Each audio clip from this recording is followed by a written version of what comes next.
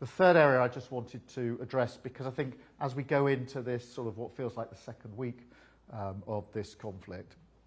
a lot of people are going to begin to think, well, that's happening out in Iran and in the Gulf states, but I can sense it's going to affect me back here in the United Kingdom, particularly the economy. We've done a lot of work recently on the cost of living, which we know is the number one issue for so many people across the country, and an anxiety about that.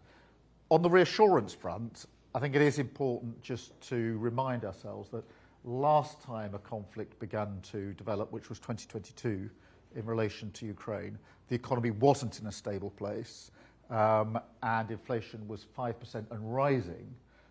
We've done a lot of work in the last 18 months to put some resilience in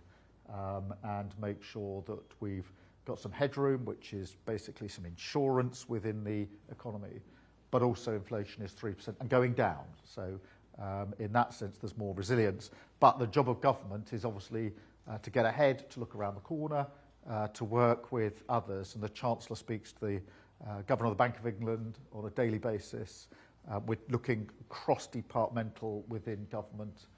assessing the risks, monitoring, and talking to our international partners as well about what more we can do together to reduce the likely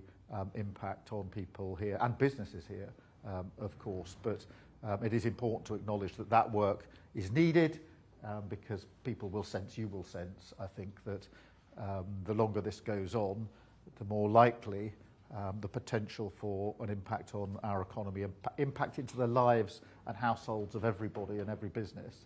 And our job is to get ahead of that, to look around the corner, assess the risk, monitor the risks, and work with others in relation to that.